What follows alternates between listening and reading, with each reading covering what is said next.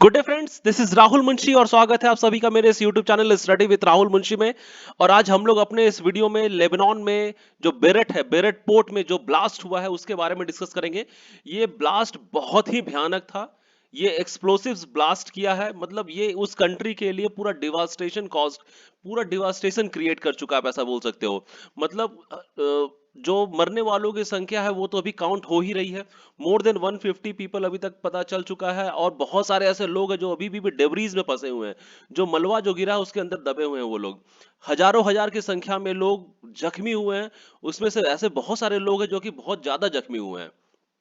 और अगर ओवरऑल उस कंट्री के बारे में डिस्कस करें तो ये उस कंट्री के लिए एक बहुत ही बड़ी लॉस है।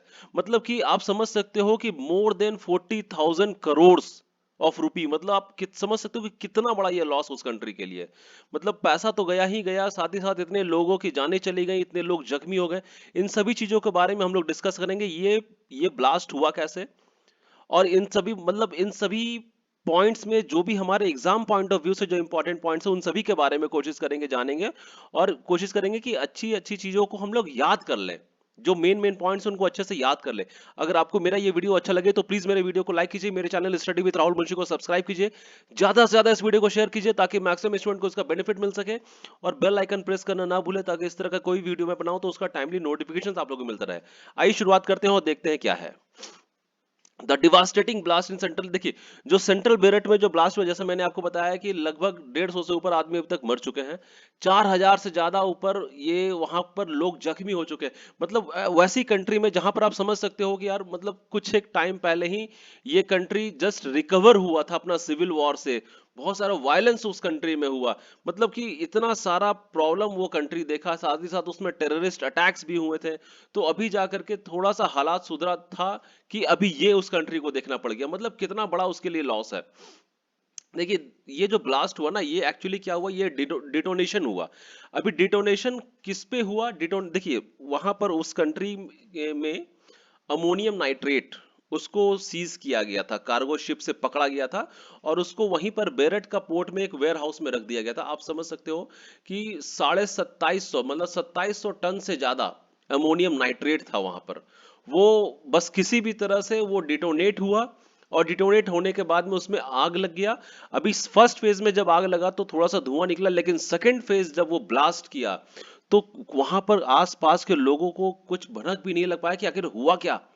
आप समझ सकते हो, 250 किलोमीटर, 250 किलोमीटर तक उसका आवाज क्या गूंजा है। वो कितना भयानक हुआ था। अगर रिक्टर स्केल पर उसका देखें तो ऑलमोस्ट 3.3 मैग्नीट्यूड का रिक्टर स्केल पर वो मेजर किया गया।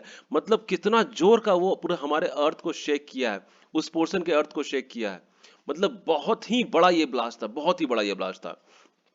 और बेरेट, मतलब आप समझ सकते हो यार क्यों खत्म हो चुका है पूरा। तो बेरेट port after it was confiscated for from, जैसे मैंने आपको बताया कि कार्गो शिप से इसको 6 साल पहले इसको सीज किया गया था। मतलब 2014 में, और अभी 2020, मतलब 6 साल पहले इसको सीज किया गया था, इसको रखा गया था वहां पर। और ये अनुमान ऐसा लगाया जा रहा है कि जो एक्सप्लोजन्स हुए हैं सबसे पहले उसमें आग लगी है। और आग लगने के बाद में जब सेकंड वाला जब ब्लास्ट हुआ है तो उसमें एक मशरूम क्लाउड के जैसा एक हवा में आया है। मतलब इतना दूर तक और इतना ऊंचाई तक वो क्लाउड गया है कि अगर आप उसका फोटो देखोगे तो आपको उसका अंदाजा लगा सकते हो कि यार वो कितना भयानक होगा। जैसा अभी आपको इस फोटो में दिख रहा है, आप देख सकते हो कि ये मशरूम क्लाउड जो उठ रहा है, ये कितना बड़ा एरिया को कवर कर रहा है। मतलब कितना भयानक वो ब्लास्ट था। जो क्लाउड्स का फॉर्मेशन हुआ, जो स्मोक वहां से क्रिएट हुआ, वो कितना बड़ा और कितना ऊंचा तक ये कवर को एरिया को कवर किया है। मतलब बहुत ही भयानक, बहुत ही विशाल। जो उसका सेकंड जो ब्लास्ट हुआ, उस सेकंड ब्लास्ट के दौरान क्या देखा गया कि रेडिश प्लूम आई। मतलब हवा में वो रेड कलर का धुआं काफी दूर तक और काफी ऊंचाई तक आपको देखने को मिल सकता है। आप इस फोटो को देख करके अनुमान लगा सकते हो यार कि मतलब कितना खतरनाक था वो। Created a shock waves that shattered glass for miles, मतलब कि मीलों दूर कई ये घरों के जो ग्लासेस थे, कुछ ऐसे जो कि ऐसे चीजें थे जो कि इजिली टूट सकते थे, वो सभी चीजें टूट गए। मतलब ग्लास खास करके आप इस फोटो से भी अनुमान लगा सकते हो कि ये फोटो कितनी दूरी से ली गई है, और कितना ऊंचा हवा में इसका जो फ्लेम है, वो स्मोक्स है, वो हवा में कितना ऊंचा तक गया हुआ। मतलब कितना खतरनाक तरीके से ये ब्लास्ट हुआ है। अभी हम लोग देखते हैं कि व्हाट कॉज्ड द एक्सप्लोजन, मतलब आखिर ऐसा क्या हुआ जो एक्सप्लोजन हुआ वहां पर। अगर ऑफिशियल्स का बात सुने तो ऑफिशियल्स का बोलना है कि ये दो बार में हुआ। फर्स्ट टाइम में उसमें जब आग लगा तो वो थोड़ा सा उसमें एक्सप्लोजन हुआ। सेकेंड टाइम जब उसमें ज्यादा वो फैल गया तो वो बहुत ही मेजरली तरीके से वो ब्लास्ट किया। मोर devastating explosives most likely came from the nearby 2750 tons stockpiles of ammonium nitrate। जैसा मैंने आपको बताया 2750 टन का अमोनियम नाइट्रेट को स्टॉक किया गया था, उसको सीज किया गया था कार्गो से, शिप से। और ये अमोनियम नाइट्रेट एक हाईली एक्सप्लोसिव केमिकल होता है, यूज्ड एज फर्टिलाइजर्स। इसको फर्टिलाइजर के फॉर्म में भी यूज किया जाता है। और जैसा कि वहां के जो प्राइम मिनिस्टर हैं Shri Hasan दियाब said had been stored in a depot for 6 years, 6 साल से वो डिपोट किया हुआ था, एक वेयर हाउस में रखा हुआ था। फाइनली उसमें जाकर के वो बस्ट कर गया। अभी देखते हैं कि एक्चुअली ये अमोनियम नाइट्रेट होता क्या है। What is ammonium nitrate which cause the massive explosion in Beirut. ये एक केमिकल होता है, एक कॉमन सा केमिकल होता है। इसका यूटिलाइजेशन किया जाता है एग्रीकल्चर फर्टिलाइजर्स में। अभी देखिए ये अमोनियम नाइट्रेट जो होता है ना, इसमें क्या होता है कि इसमें नाइट्रोजन्स होते हैं। तो ये जब कभी हम लोग इसको फील्ड में डालते हैं अमोनियम नाइट्रेट को, तो ये जो मिट्टी जो होती है उसको क्या होता है कि उसको इसको नाइट्रोजन मिल जाता है, उससे फ्री नाइट्रोजन इसको अवेलेबल मिल जाता है। तो ये वहां का मिट्टी को उपज बना देता है। तो ये एज अ फर्टिलाइजर वहां पे काम करता था। A common chemical ingredients in agriculture fertilizer, the nitrogen rich compound is also the main component of the explosive composition known as ANFO। Please इस नाम को अच्छे से याद रखिए, ANFO, ammonium nitrate fuel oil. ये एग्जाम में बिल्कुल पूछा जा सकता है। तो ये बेसिकली इसका काम किया जाता था एग्रीकल्चर फर्टिलाइजर्स में, क्योंकि इसमें नाइट्रोजन रिच कंपाउंड, नाइट्रोजन मतलब बहुत ही ज्यादा मात्रा में नाइट्रोजन इससे पाया जाता है। अभी क्या है, what is this chemical, how and where is it used and misused, what hazards does it prevent, does it present, and what are the rules and regulations about its use in India. क्या है ये chemical, कैसे इसका use होता है, कैसे इसका misuse होता है, और कैसे ये इंडिया में क्या इसका रूल्स और रेगुलेशंस है इसको यूज करने के लिए, इसके इस पे ऊपर हम लोग थोड़ा सा एक नजर दौड़ा लेते हैं। Ammonium nitrate, the substance in its pure form ammonium nitrate, इसका इसका केमिकल फॉर्मूला है NH4NO3। NH3 जो होता है वो अमोनिया होता है, उसके साथ में एक नाइट्रेट जुड़ जाता है। तो ये दोनों के बीच में एक आयोनिक बॉन्ड क्रिएट होता है। देखिए बॉन्ड्स बहुत तरीके के होते हैं, आयोनिक बॉन्ड्स होते हैं, कोवलेंट बॉन्ड होते हैं, कार्बन बॉन्ड्स होते हैं। तो ये आयोनिक बॉन्ड है, जो कि एक अमोनियम आयन और नाइट्रेट आयन के बीच में ये बॉन्ड्स क्रिएट होता है। Is a white crystalline chemical. Please याद रखिए ये एक व्हाइट कलर का क्रिस्टलाइन केमिकल होता है which is soluble in water. ये वाटर में सॉल्युबल है। It is the main ingredient of the manufacture of commercial explosives used in mining and construction।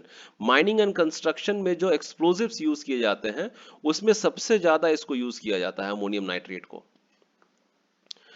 In India the ammonium nitrate rule, देखिए India में एक ammonium nitrate rule है 2012।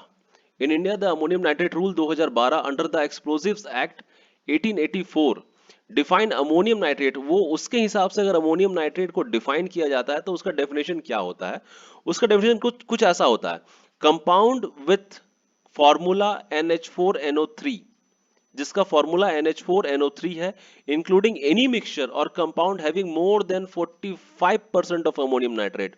ऐसा कोई भी कंपाउंड जिसमें NH4NO3 का मिक्सचर मिलाया गया है और जिसमें उसका NH4NO3 का मिक्सचर 45% से ज्यादा है उसमें ammonium nitrate by weight, including emulsions, या तो वो एमल्सन्स के फॉर्म में हो या सस्पेंशंस के फॉर्म में, या मेल्ट्स हो या जेल्स हो, बट एक्सक्लूडिंग एमल्सन्स और slurry explosives and non explosives. लेकिन अगर वो नॉन एक्सप्लोसिव्स के फॉर्म में है और वो फर्टिलाइजर्स है, and fertilizers from which the ammonium nitrate can not be separated, तो जहां से अमोनियम नाइट्रेट को सेपरेट नहीं किया जाता है।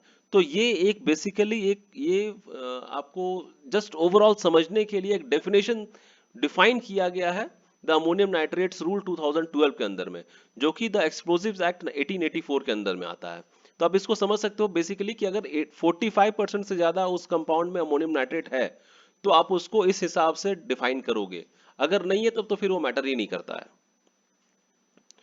Ammonium nitrate as an explosive. अभी ammonium nitrate as an explosive क्या है वो? देखिए, pure ammonium nitrate is not an explosive on its own. अगर प्योर अमोनियम नाइट्रेट है तो वो खुद अपने आप से कोई एक्सप्लोसिव नहीं होता है। It is classified as an oxidizer. इसको एज ए ऑक्सीडाइजर क्लासिफाई किया गया under grade 5.1 under the United Nations classification of dangerous goods. If mixed with, अगर इस ये प्योर अमोनियम नाइट्रेट को मिक्स किया जाता है, if mixed with ingredients like fuel और सम अदर कंटामिनेंट्स और because of some other external force, it can be very explosive. मतलब अगर अगर वो अपने प्योर फॉर्म में है तो वो एक्सप्लोसिव नहीं है, लेकिन जहां उसमें कुछ मिलावट की जाती है, कोई फ्यूल मिलाया जाता है या उसको डेटोनेट किया जाता है या कोई एक्सटर्नल फोर्स लगाया जाता है, तब जाकर के वो एक्सप्लोसिव हो जाता है। अभी क्या है कि देखिए इसका however for combinations to explode trigger like detonator are required. ये अगर इसको एक्सप्लोड करवाना है तो कुछ ना कुछ इसमें एक्सटर्नल फोर्स जैसे डेटोनेटर वगैरह हो गया, फिर इसमें देना ही पड़ेगा, उसके बिना ये एक्सप्लोसिव खुद से नहीं हो सकता है। अभी जैसे many improvised explosive devices, IEDs जिसको बोलते हैं, IED, many improvised explosive devices used by terrorist, जो terrorist organisations across the globe जो यूज करता है, वो ANFO, जैसे हमने पहले भी देखा, ammonium nitrate fuel oil as the main explosive, उसको ज्यादातर यूज किया जाता है एक्सप्लोसिव्स में। और साथ ही साथ क्या होता है, इसमें कुछ प्राइमरी एक्सप्लोसिव्स भी यूज किया जाता है जो कि इसको ट्रिगर करता है ब्लास्ट करने में, बर्स्ट करने में, जैसे RDX होता है या TNT होता है। In the majority of terror attacks in India, आपको जानकर ये अफसोस भी लगता है और आपको ये थोड़ा शॉकिंग भी देता है कि पुलवामा में जो अटैक हुआ या वाराणसी में जो बम ब्लास्ट हुए थे, मुंबई में मालेगांव में हुआ था, पुणे में, दिल्ली में, हैदराबाद में, तो इन सभी जगहों पर ये एक्सप्लोसिव को ही यूज किया गया था मेनली।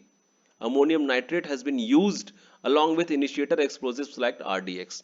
RDX से इसको इनिशिएट किया गया और फाइनली जाकर के वो बर्स्ट किया फिर अमोनियम नाइट्रेट।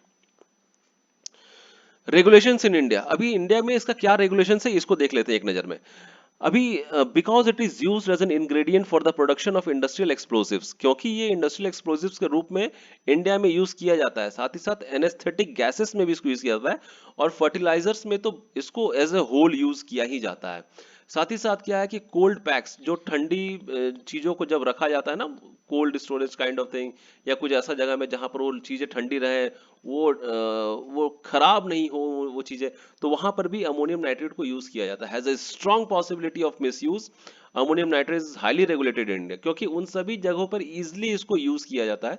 इसी के लिए भारत सरकार ने इसका यूज के लिए बहुत ही कड़ा, आप बोल सकते हो कि रेगुलेशंस बनाए हुए हैं। अगर आपको वो नहीं देखने को मिलता तो आप ये मान के चलो कि कम से कम पेपर पे तो रेगुलेशंस बना ही हुआ है। ठीक है। द मैन्युफैक्चर कन्वर्सन बैगिंग, मतलब मैन्युफैक्चरिंग से लेकर के उसका कन्वर्जन कैसे करना है, उसका बैगेजिंग कैसे होगा, इंपोर्ट एक्सपोर्ट ट्रांसपोर्ट, हर एक चीज अमोनियम नाइट्रेट का कवर किया जाता है द अमोनियम नाइट्रेट रूल 2012 के अंदर में।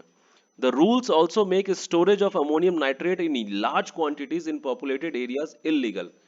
ये रूल के अंदर में अगर आप बहुत ही बड़े पैमाने पर अमोनियम नाइट्रेट को किसी किसी पॉपुलेटेड एरिया में स्टोर करके रखे हुए हैं तो वो इंडिया में वो इलीगल है। लेकिन आप जब लेबनान का बात देखो, बेरूट में वो एक पोर्ट पे रखा गया था, मतलब आप देख सकते हो यार 2750 टन अमोनियम नाइट्रेट, कितना ह्यूज क्वांटिटी होता है वो। तो इंडिया के हिसाब से वो सभी कुछ इलीगल है। For the manufacture of ammonium nitrate, अगर जब कभी किसी कंपनी को अमोनियम नाइट्रेट बनाना है and industrial license is required, उसको इंडस्ट्रियल लाइसेंस लेना ही पड़ेगा। Under the industrial development and regulation act 1951, a license under the ammonium nitrate rules 2012 is also required for any activity related to ammonium nitrate। तो आप देख सके हो कि द अमोनियम नाइट्रेट रूल 2012 कितना यूज में आता है इंडिया में। प्लीज इसको याद रखिए, सभी पॉइंट्स बहुत ही इंपॉर्टेंट है, खास करके यूपीएससी के एग्जाम के पॉइंट ऑफ व्यू से। अमोनियम नाइट्रेट क्या है, इंडिया में इसका रेगुलेशंस कैसे होता है, ये हमने इसमें कवर किया। बेरट में जो एक्सप्लोड हुए वो बेसिकली अमोनियम नाइट्रेट के कारण हुआ, जो कि पिछले 6 साल से वहां पर रखा हुआ था। उसको एक कार्गो शिप से सीज किया गया था, उसको वहां पर एक बेरट पोर्ट में एक वेयर हाउस में उसको रख दिया गया था। फाइनली 2 फेज में वहां पर, फर्स्ट फेज में वो उसमें आग लगा, सेकेंड फेज में वो बर्स्ट किया। ऑलमोस्ट 250 240 250 किलोमीटर तक उसका आवाज को सुनाई दिया गया। आसपास के जितने घर थे जहां पे ग्लासेस वगैरह थे सभी क्रैक कर गए। रिक्टर स्केल पे मेजरमेंट में देखा गया कि 3.3 का मैग्नीट्यूड से अर्थ वहां का शेक किया। मतलब कितना ये इमेंस शॉक था, आप समझ सकते हो। तो ये भी हमने कवर किया इस पॉइंट को। अगर आपको मेरा ये वीडियो अच्छा लगा हो तो प्लीज मेरे वीडियो को लाइक कीजिए, मेरे channel study with Rahul Munshi को सब्सक्राइब कीजिए, ज्यादा से ज्यादा इस वीडियो को शेयर कीजिए ताकि मैक्सिमम स्टूडेंट को इसका बेनिफिट मिल सके, और बेल आइकन प्रेस करना ना भूले ताकि इस तरह का कोई वीडियो मैं बनाऊं तो उसका टाइमली नोटिफिकेशन आप लोग को मिलता रहे। अपने घर में रहे, स्वस्थ रहे। Thank you so much.